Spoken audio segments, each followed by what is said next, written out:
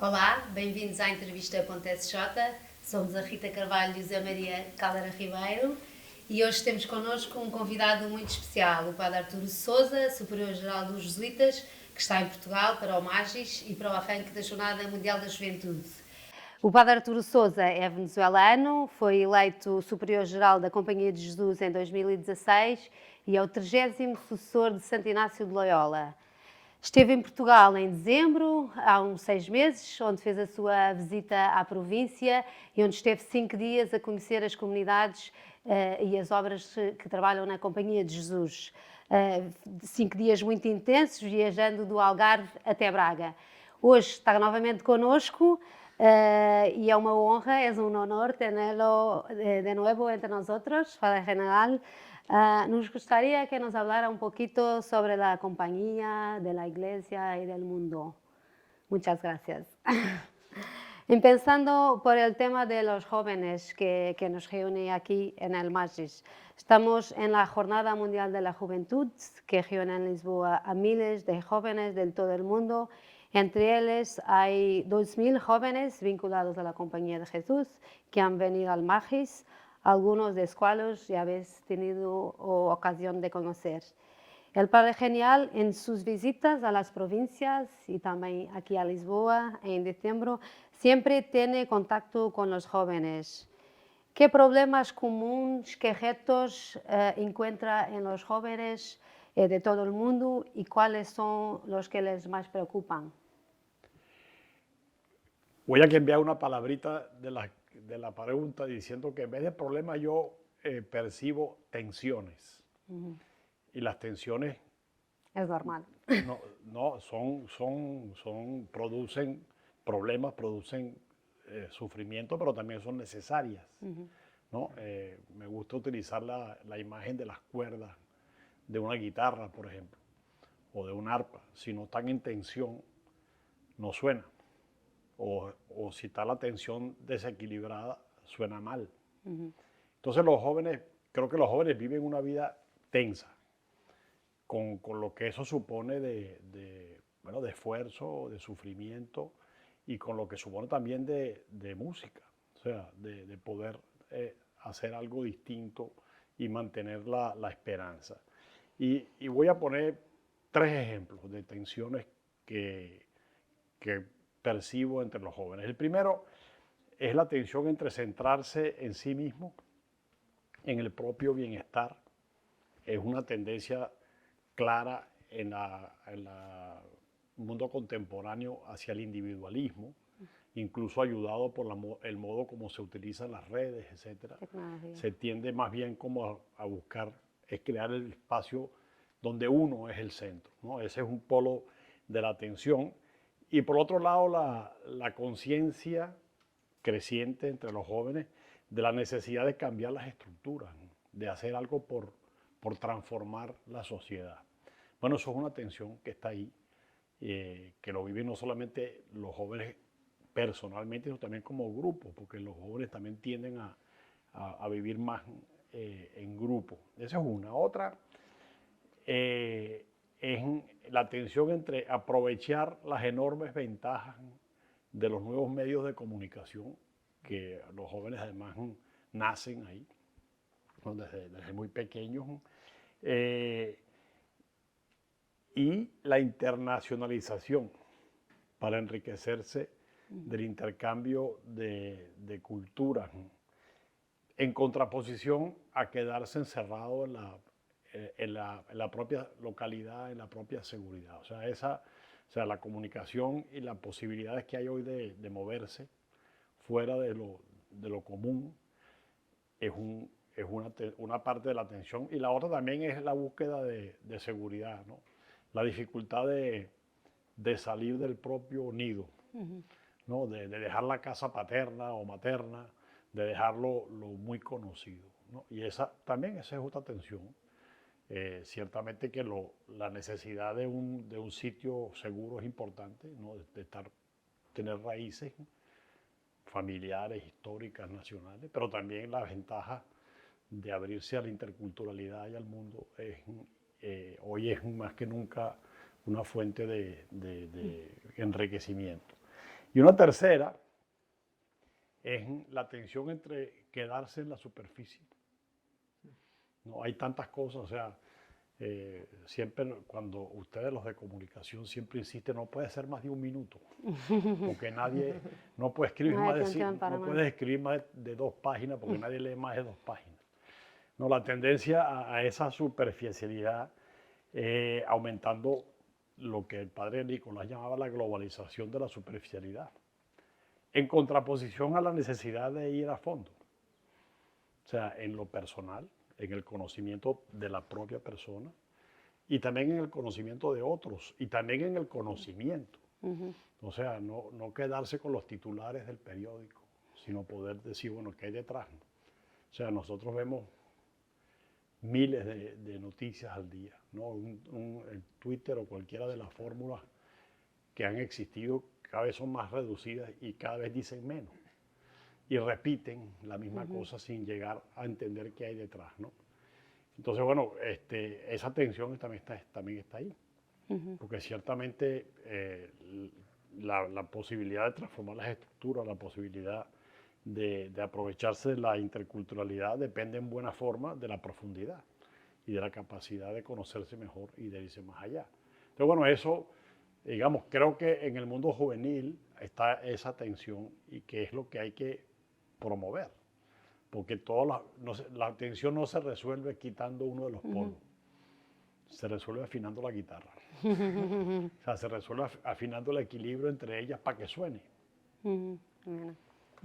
Y Padre Arturo, ¿de qué modo puede la fe cristiana y la espiritualidad ignaciana en particular ayudar a los jóvenes a vivir esas tensiones, esos retos?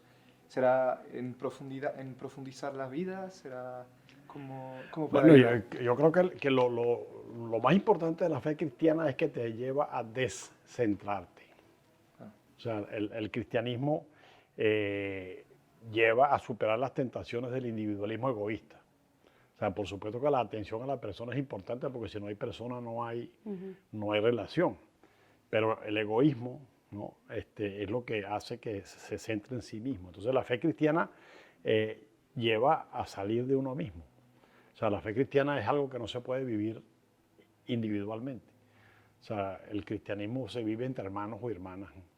No, o sea, la fe lleva a la comunidad. Si no hay comunidad, no hay de verdad una fe cristiana. Hay otra cosa, a lo mejor hay una experiencia interior o lo que sea, pero si no lleva a la comunidad, no hay nada. Y la fe, o sea, la fe lleva a revelarse, a experimentar ese rostro amoroso de Dios. El rostro amoroso que lleva a salir fuera de uno mismo. Y bueno, es el Jesús, que es el rostro de Dios humanizado, es el modelo de la vida cristiana. Entonces, esa conexión con la persona de Jesús, esa relación con la persona de Jesús, también ayuda a que uno cambie su propia vida y a generar esa comunidad. O sea, Jesús llama para estar con Él, primera cosa, para hacer la comunidad, y llama para anunciar la esperanza, para dar un mensaje de esperanza a la humanidad. Entonces, bueno, la espiritualidad ignaciana va por ahí. O sea, la espiritualidad ignaciana nos centra en la persona de Jesús y por tanto nos impulsa a la creación de la comunidad y a la transformación del mundo. La compañía trabaja mucho con los jóvenes y ha anunciado hace unos días la creación de Magis Futures. ¿Qué es y qué se propone hacer? Se propone tratar de aprovechar esa enorme energía juvenil. O sea, este Magis es el número 5, me parece, o 6. No sé. Sí, que se ha ido haciendo con las sí. experiencias de las Jornadas Mundiales de la Juventud. Si no es el quinto, es el sexto, por ahí anda. Y bueno, y se demuestra esa enorme energía juvenil. Entonces, bueno, pero precisamente por lo que decíamos antes, cómo hacer posible que no se limite a un evento importante, sabroso, enriquecedor, transformador, pero bueno, ¿y después qué? ¿No? Y hay muchísimas experiencias en todo el mundo, o sea, no solamente Magic, que es muy visible, pero se hacen, en todas partes se hacen eventos, movimientos, grupos. Entonces, ¿cómo poner eso junto? O sea, ¿cómo generar una interconexión que produzca más energía, ¿no? Y que sea más constante y que produzca, y que, sí, que sea un modo de vivir conectado entre lo que los jóvenes están así. Entonces, bueno, se trata de potenciar esa energía, es una invitación.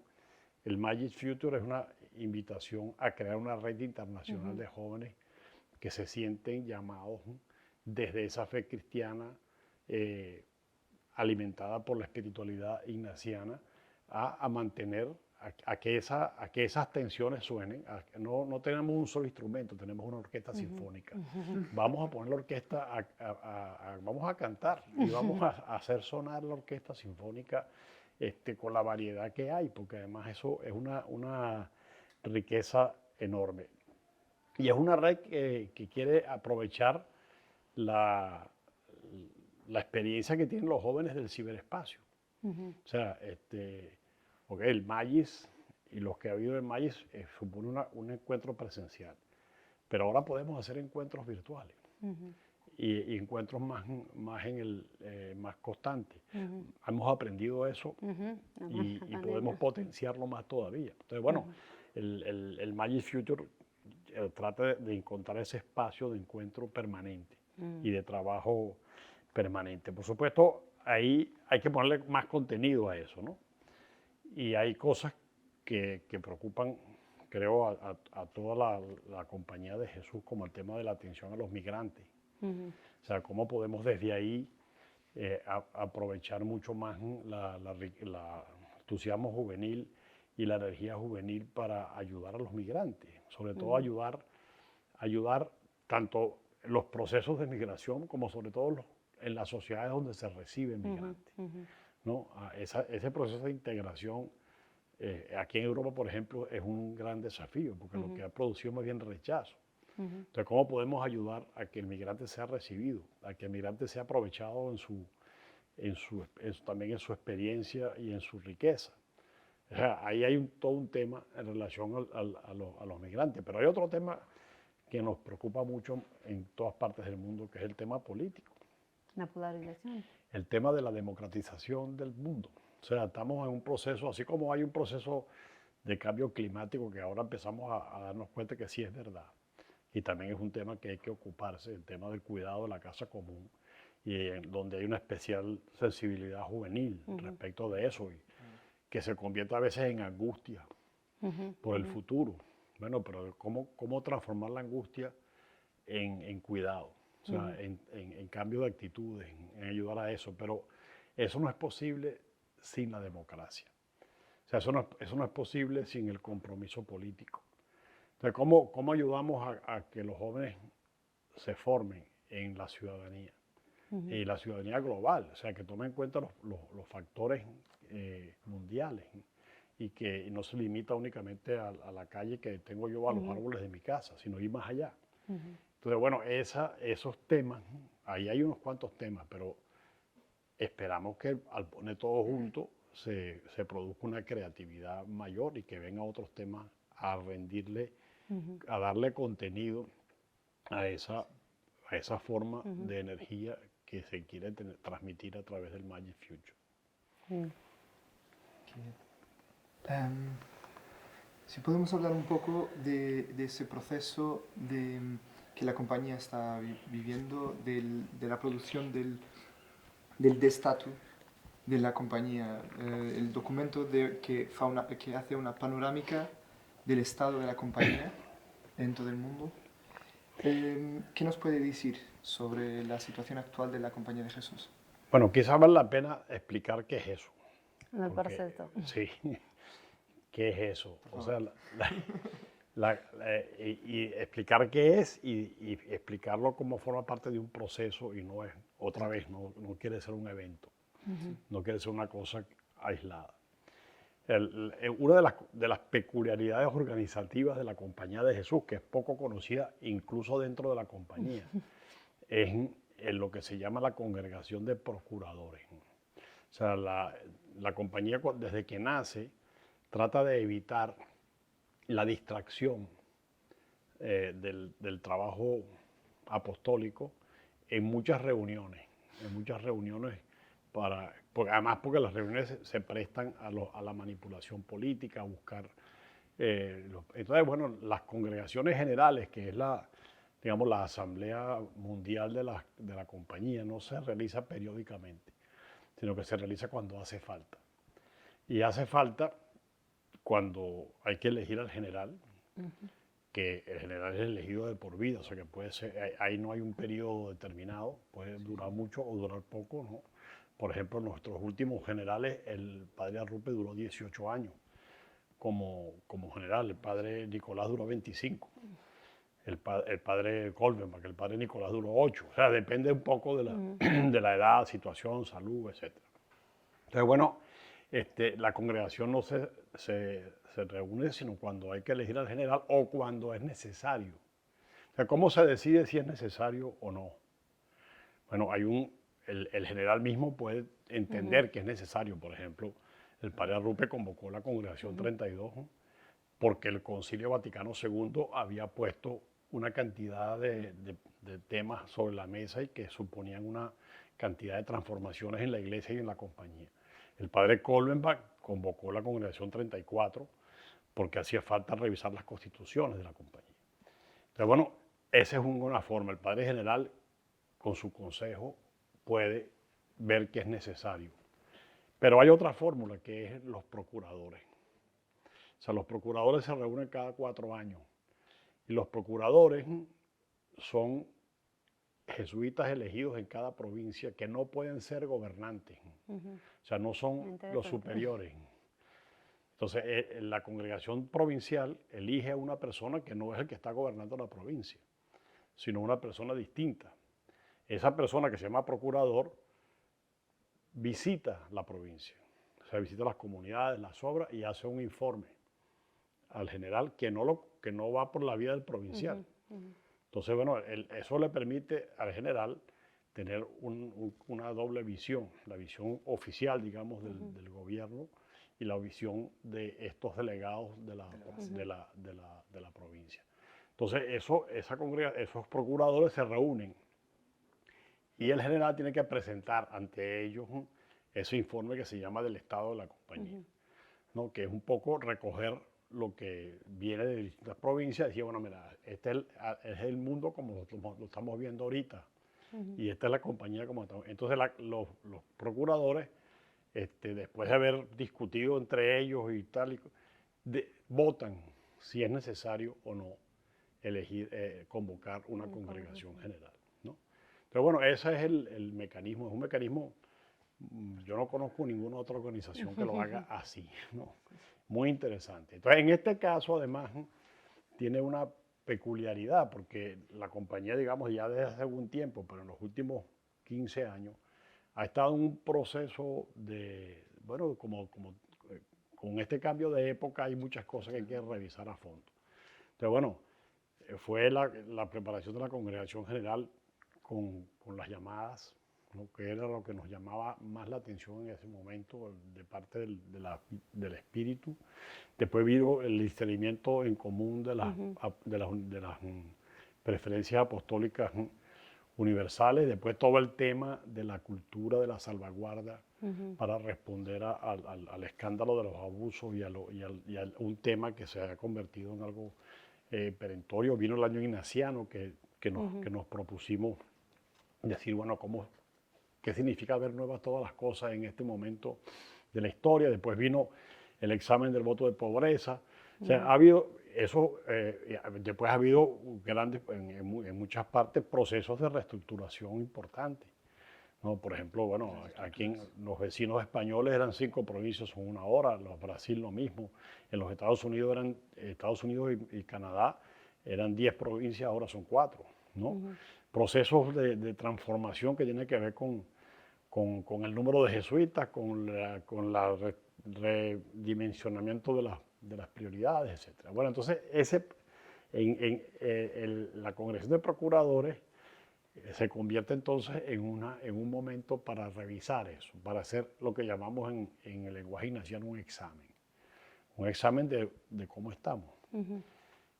Se hizo un método nuevo en esta congregación que fue dedicarle 8 días de retiro, cuya materia era el informe. Y después hubo una semana de discusión de los temas más importantes. Y ahora, o en este día de San Ignacio, ese informe, después de haber sido discutido por los procuradores, pasa a ser a las manos de todos los jesuitas y los que están comprometidos en la misión de la compañía, para que le dediquemos un año a ver dónde el Espíritu está guiando la compañía. Esa es la pregunta clave.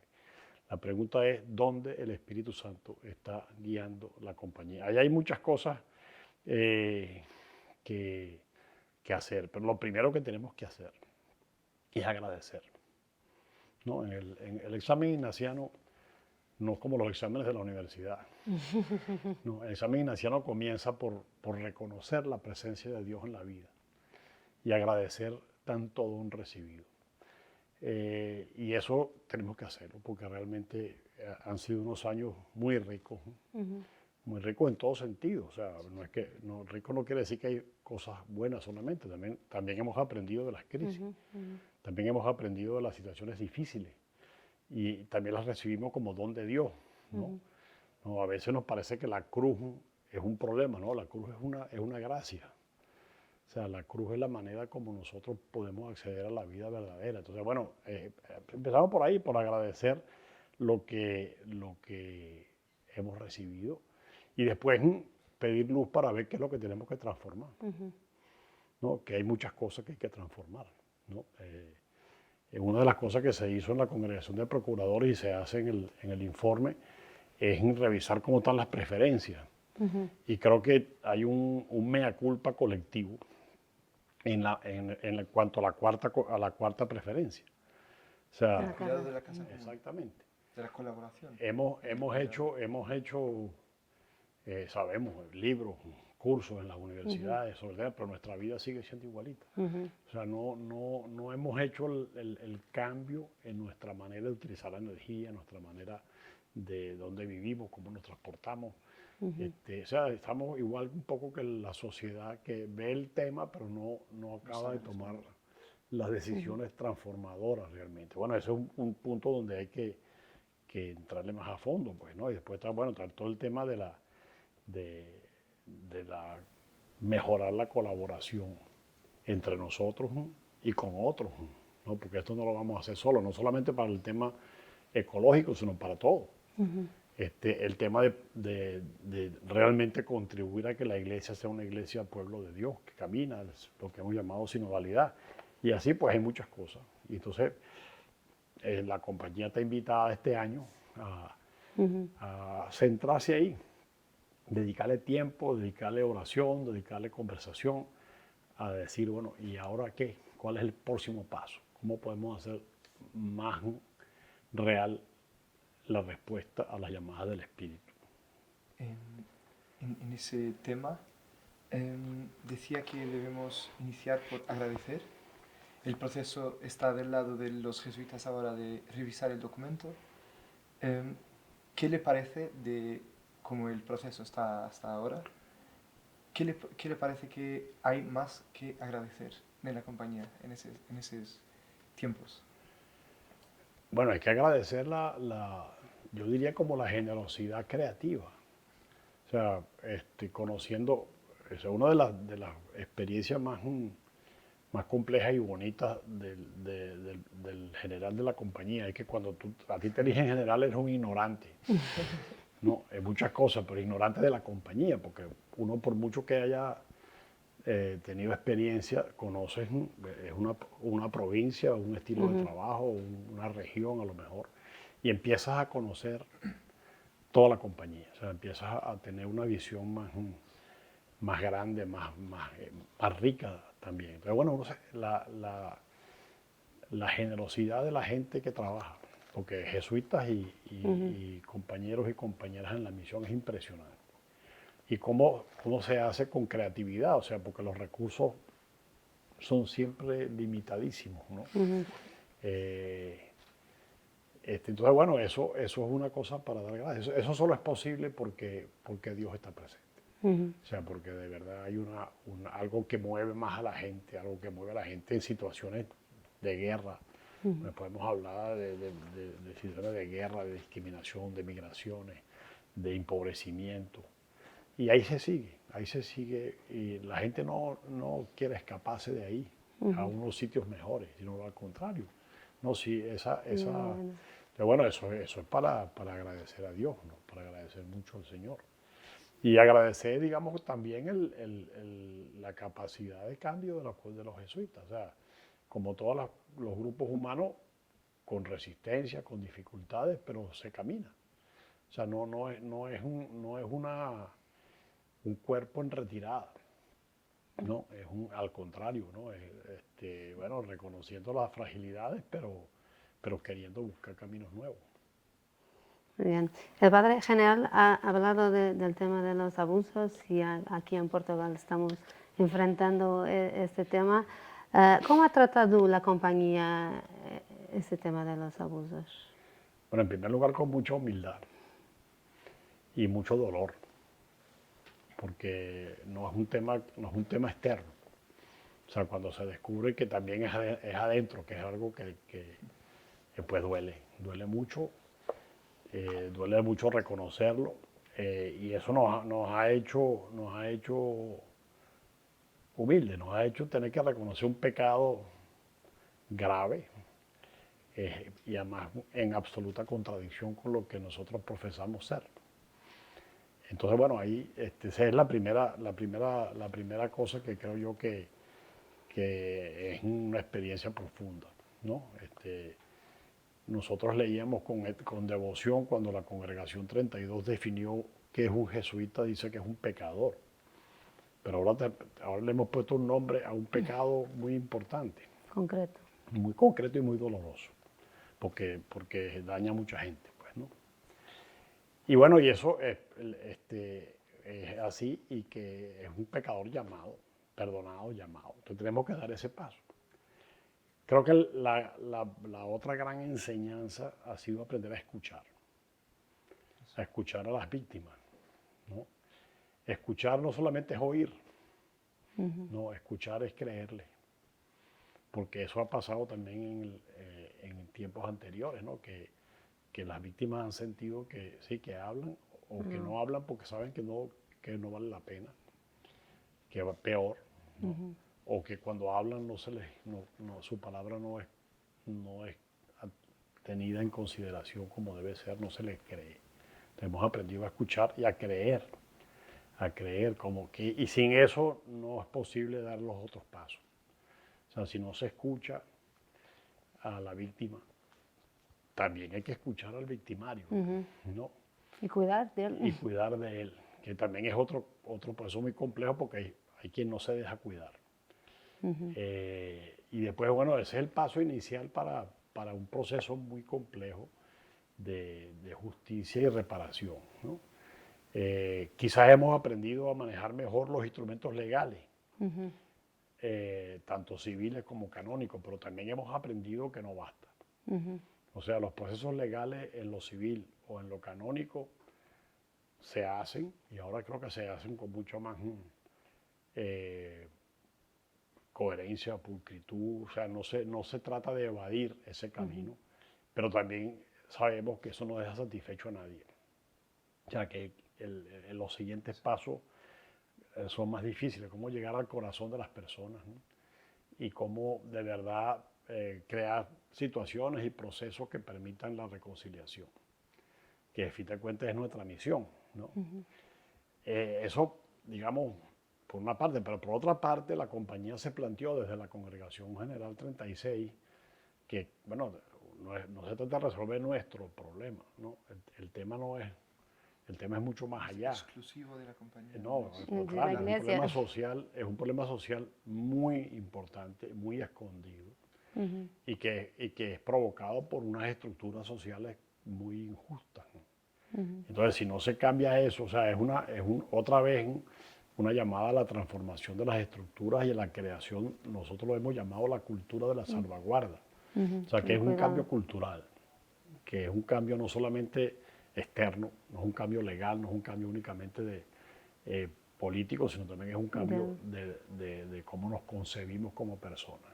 Ujú. Entonces, bueno, ahí todavía tenemos tanto que hacer y tenemos, digamos, otra vez volviendo a la primera pregunta, ¿qué nos enseña la fe? Bueno, Jesús es el modelo de reconciliación, o sea, el que da su vida para que otros la tengan. O sea, si no hay el camino del perdón, no se resuelve el tema, no solamente de los abusos de todos los niveles, sino el tema de la inmensa injusticia entre los seres humanos. Exacto. El Papa Francisco ha convocado también para octubre la Asamblea General del Sínodo de los Obispos sobre la sinodalidad de la Iglesia. ¿Cuáles son para usted los temas más relevantes del próximo sínodo donde participará también? O sea, el tema está puesto ahí, es el sínodo mismo. O sea, es el tema Sí, ¿no? es el tema de poner el espejo a la iglesia, cómo te ves, ¿no? Cómo te ves como iglesia. Porque el tema de la sinodalidad no es un tema nuevo. O sea, eso forma parte de la iglesia desde sus comienzos y ha tenido en su historia muchos altibajos. Pero, digamos, uno de los altos es el Concilio Vaticano II. O sea, cuando el Concilio Vaticano II, como se dice en España, agarra el toro por los cachos y dice, la iglesia es el pueblo de Dios que camina junto. Y el resto, o sea, lo que llamamos jerarquía, no es una jerarquía de arriba para abajo, son servidores. Es para servir a ese pueblo. O sea, ese es el tema. El tema es cómo la iglesia realmente se ve a sí misma y funciona como un pueblo de Dios que camina juntos y donde hay una jerarquía, unos ministros, unos servidores que sirven a ese pueblo. El Vaticano II es muy claro en eso. Tenemos 60 años peleando para que eso se haga realidad. Y bueno, y agradecemos que el Papa Francisco se ha tomado esa tarea muy en serio. O sea, el Papa Francisco es ciertamente una persona cuya raíz vital como cristiano está en el Vaticano II. O sea, alguien que se lo ha tomado en serio no solamente ahora, toda su vida. Y que como Papa lo ha puesto en primera línea. Y obviamente por eso ese es el tema. El tema es la iglesia. El tema es cómo nos hacemos pueblo de Dios. Pueblo de Dios al servicio de la misión, de la buena noticia, porque la iglesia no tiene sentido en sí misma. O sea, la iglesia es para anunciar el Evangelio. Entonces, bueno, junto con quiénes somos como iglesia y cuál es nuestra misión en este momento del mundo, que está en un cambio de época tan complejo. ¿Y qué espera de ese proceso ahora de las asambleas? Bueno, es interesante que no nos olvidemos que esta es una primera asamblea. Y que otra vez, yo creo que una de las intuiciones importantes del Papa ha sido que esto es un proceso, no es un evento. No, la asamblea no sirve para nada si no recoge lo que han sido 2 años, 2 años de camino, que ha sido muy distinto, muy rico en general, pero que ha sido también distinto según las regiones, según las conferencias, las diócesis, pero que ha tenido una importancia, se ha comenzado a funcionar. Entonces, bueno, es un primer momento. No, aquí no va a haber conclusiones, no tiene por qué haber conclusiones, al contrario. Si hay conclusiones es un error, ¿no?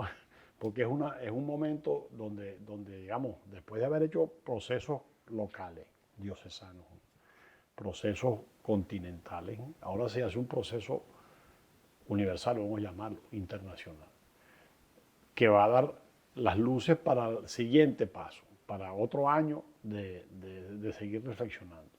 La asamblea del próximo año va a ser más conclusiva, en un sentido de llegar a algunas líneas comunes, pero esta es una asamblea mucho más de recoger, de escuchar lo que ha sido el proceso de la iglesia y de decir, bueno, cuáles serían los caminos o lo que tenemos que hacer para que esto se profundice en el próximo año y poder llegar a una cuestión más definitiva. Más definitiva no, sino más concreta de políticas eclesiales para el futuro. El proceso. Padre General, muchas gracias. Nuestro tiempo está llegando al fin. Muchas gracias por su tiempo, por sus palabras y que disfrute el tiempo aquí en Portugal, en Lisboa. Que Muchas así sea. gracias. Que así sea. Muchas gracias.